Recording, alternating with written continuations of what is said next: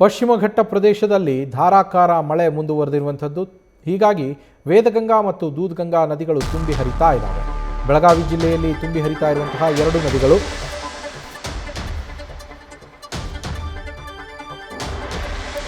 ಕರ್ನಾಟಕ ಹಾಗೆ ಮಹಾರಾಷ್ಟ್ರ ಗಡಿ ಭಾಗದಲ್ಲಿರುವಂತಹ ಎರಡು ನದಿಗಳು ಇವು. ನದಿಗಳು ಉಕ್ಕಿ ಹರಿತಾ ಇರುವ ದೃಶ್ಯ ಡ್ರೋನ್ ಕ್ಯಾಮೆರಾದಲ್ಲಿ ಸೆರೆಯಾಗಿದೆ. ಜಿಲ್ಲಾಡಳಿತದಿಂದ ನದಿ ತೀರದಲ್ಲಿ ರೆಡ್ ಅಲರ್ಟ್ ಅನ್ನು ಘೋಷಣೆ ಮಾಡಲಾಗಿದೆ. ನದಿ ತೀರದ ಜನರು ಸುರಕ್ಷಿತ ಸ್ಥಳಗಳಿಗೆ ತೆರಳಬೇಕು ಅಂತ ಹೇಳಿ ಜಿಲ್ಲಾಡಳಿತ ಸೂಚನೆಯನ್ನು ಕೊಟ್ಟಿದೆ.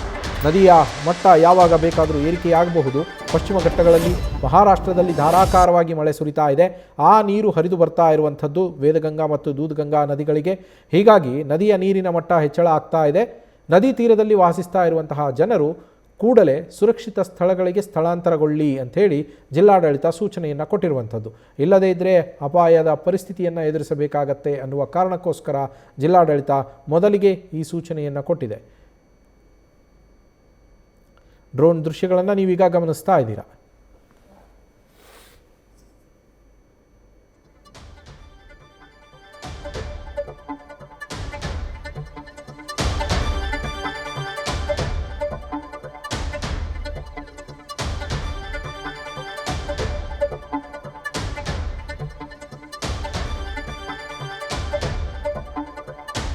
ನೋಡಿ,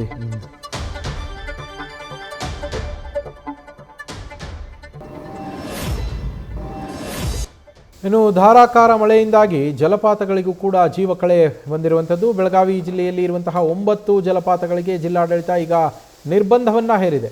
ಬೆಳಗಾವಿಗೆ ಹೊಂದಿಕೊಂಡಂತೆ ಮಹಾರಾಷ್ಟ್ರಕ್ಕೆ ಕೂಡ ಮಹಾರಾಷ್ಟ್ರದಲ್ಲೂ ಒಂದಷ್ಟು ಜಲಪಾತಗಳಿದ್ದಾವೆ. ಬೆಳಗಾವಿಯಲ್ಲಿ ನಿರ್ಬಂಧ ಹೇರಿರೋದ್ರಿಂದ ಪ್ರವಾಸಿಗರು ಮಹಾರಾಷ್ಟ್ರದತ್ತ ಲಗ್ಗೆ ಇಡ್ತಾ ಇರುವಂಥದ್ದು. ಕೊಲ್ಲಾಪುರದ ಸುಂಡಿ ಹಾಗೆ ಕಿತವಾಡ್ ಫಾಲ್ಸ್ನಲ್ಲಿ ಜನದಟ್ಟಣೆ ಹೆಚ್ಚಾಗ್ತಾ ಇದೆ. ಹಾಗೆ ಜನರ ಹುಚ್ಚಾಟ ಕೂಡ ಜಾಸ್ತಿ ಆಗ್ತಾ ಇದೆ. ಫಾಲ್ಸ್ನ ಕೆಳಭಾಗಕ್ಕೆ ಹೋಗಿ ಪ್ರವಾಸಿಗರು ಅಲ್ಲಿ ಹುಚ್ಚಾಟವನ್ನು ಮೆರಿತಾ ಇರುವಂಥದ್ದು. ಜಲಪಾತ ಮೈದುಂಬಿ ಹರಿತಾ ಇದ್ದರೂ ಕೂಡ ಅದರ ರಭಸದ ಬಗ್ಗೆ ಆಗಲಿ ಯಾವುದ್ರ ಬಗ್ಗೆನೂ ಅಲ್ಲಿ ಕೇರ್ ಮಾಡ್ತಾ ಇಲ್ಲ. ನೀರಿನ ಮಟ್ಟದ ಬಗ್ಗೆ ಆಗಲಿ ಹೋಗಿ ಅದರ ಕೆಳಗಡೆಗೆ ನಿಂತು ಅಲ್ಲಿ ಸ್ನಾನವನ್ನು ಮಾಡೋದು, ಈಜಾಡೋದು, ಈ ಒಂದು ಕೆಲಸಗಳಿಗೆ ಮುಂದಾಗ್ತಾ ಇದ್ದಾರೆ. ಅಪಾಯವನ್ನು ಕೂಡ ಲೆಕ್ಕಿಸದೆ ನೋಡಿ, ಆ ಮೇಲಿಂದ ಏನು ನೀರು ಬೀಳ್ತಾ ಇದೆ ಅದರ ಆ ನೀರಿನ ಮಟ್ಟ, ಫಾಲ್ಸ್ನ ನೀರಿನ ಮಟ್ಟ ಯಾವಾಗ ಹೆಚ್ಚಾಗತ್ತೆ ಅಂತೇಳಿ ಹೇಳೋದಕ್ಕಾಗಲ್ಲ, ಗೊತ್ತೇ ಆಗಲ್ಲ. ಮಳೆ ಯಾವಾಗ ಬರುತ್ತೆ ಅಂತ ಹೇಳೋಕ್ಕಾಗಲ್ಲ. ಅಂತಹ ಸಂದರ್ಭಗಳಲ್ಲೂ ಕೂಡ ಅಲ್ಲಿ ಹುಚ್ಚಾಟವನ್ನು ಆಡ್ತಾ ಇರುವಂಥದ್ದು. ಹೋಗಿ ಜಲಪಾತದ ಅಡಿಯಲ್ಲಿ ಮಿಂದು ಏಳಲೇಬೇಕು ಅಂತೇಳಿ ಹೋಗ್ತಾ ಇರುವಂಥದ್ದು.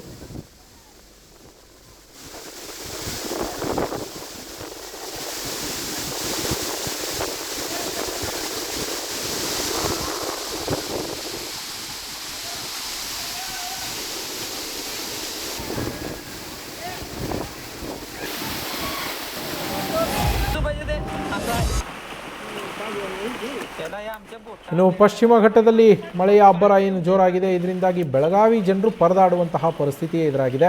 ಮಳೆಯ ಅಬ್ಬರಕ್ಕೆ ಕಾರದಗ ಗ್ರಾಮದ ರಸ್ತೆಗಳೆಲ್ಲ ಕೆರೆಯಂತಾಗಿ ಹೋಗಿವೆ. ರಸ್ತೆ ಎಲ್ಲಿದೆ ಅಂತ ಕಾಣಿಸ್ತಾ ಇಲ್ಲ, ಕೆರೆಯಲ್ಲೇ ಇದೀವೇನೋ ಅನ್ನುವಂತಹ ಪರಿಸ್ಥಿತಿ ಅವರದ್ದು.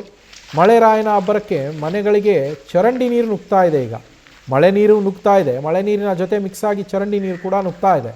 ಮಳೆಯ ಅಬ್ಬರಕ್ಕೆ ಹೊರಗಡೆಗೆ ಬರೋದಕ್ಕೆ ಗ್ರಾಮಸ್ಥರು ಪರದಾಡುವಂತಹ ಪರಿಸ್ಥಿತಿ. ಅವರು ಹೊರಗಡೆ ಬರೋದಕ್ಕೆ ಹಿಂದೇಟಾಗ್ತಾ ಇದ್ದಾರೆ. ಒಳಗಡೆ ಇರೋಣ ಅಂದರೆ ಮನೆ ಒಳಗಡೆನೇ ನೀರು ಕೂಡ ನುಗ್ತಾ ಇದೆ. ಮಳೆ ನೀರು ಚರಂಡಿ ನೀರು ಎರಡೂ ಮಿಕ್ಸ್ ಆಗಿ ನುಗ್ತಾ ಇರುವಂಥದ್ದು. ಮಕ್ಕಳು, ವೃದ್ಧರು ಹಾಗೆ ಯುವಕರು ಜೀವ ಭಯದಲ್ಲಿಯೇ ಓಡಾಟ ನಡೆಸುವಂತಹ ಪರಿಸ್ಥಿತಿ ಇದೆ. ಅಲ್ಲಿ ಚರಂಡಿ ಸ್ವಚ್ಛತೆ ಮಾಡಿಸಿದ್ರೆ ನೀರು ಸರಾಗವಾಗಿ ಹೋಗ್ತಾ ಇತ್ತು. ಇದೆಲ್ಲ ಅಧಿಕಾರಿಗಳ ನಿರ್ಲಕ್ಷ್ಯ. ಅವರು ಚರಂಡಿ ಸ್ವಚ್ಛತಾ ಕಾರ್ಯವನ್ನು ಸರಿಯಾಗಿ ಮಾಡಿಸೇ ಇಲ್ಲ ಇಲ್ಲಿ. ಹಾಗಾಗಿ ಆ ಚರಂಡಿಯಲ್ಲೆಲ್ಲ ಹೂಳು ತುಂಬಿಕೊಂಡು ಕಸ ಕಡ್ಡಿ ಎಲ್ಲ ತುಂಬಿಕೊಂಡು ಇವತ್ತು ಚರಂಡಿ ನೀರು ಕೂಡ ಮನೆಗಳಿಗೆ ನುಗ್ತಾ ಇದೆ ಅಂತೇಳಿ ಅಧಿಕಾರಿಗಳ ವಿರುದ್ಧ ಗ್ರಾಮಸ್ಥರು ಹಿಡಿಶಾಪವನ್ನು ಹಾಕ್ತಾ ಇದ್ದಾರೆ. ಅವರು ಪಾಪ ಅಧಿಕಾರಿಗಳಿಗೂ ಕೂಡ ಮಳೆ ಅಲ್ವಾ, ಅವರು ಹೊರಗಡೆ ಬಂದಿಲ್ಲ ಇವರು ಹಾಕೋ ಶಾಪನ್ನು ಕೇಳಿಸ್ಕೊಳ್ಳೋದಕ್ಕೆ. ಇದು ಪ್ರತಿ ವರ್ಷ ಇರುವಂತಹ ಹಣೆ ಬರಹ ನಮ್ಮದು ಅಂತೇಳಿ ಅವರು ಸಂಕಷ್ಟವನ್ನು ಎದುರಿಸ್ತಾ ಇದ್ದಾರೆ.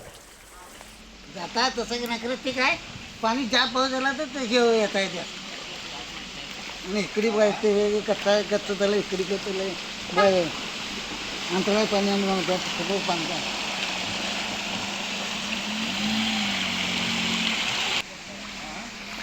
ठीक आहे. पाणी काढलं जाऊ दे, जाता तसं की नाही करत ठीक आहे.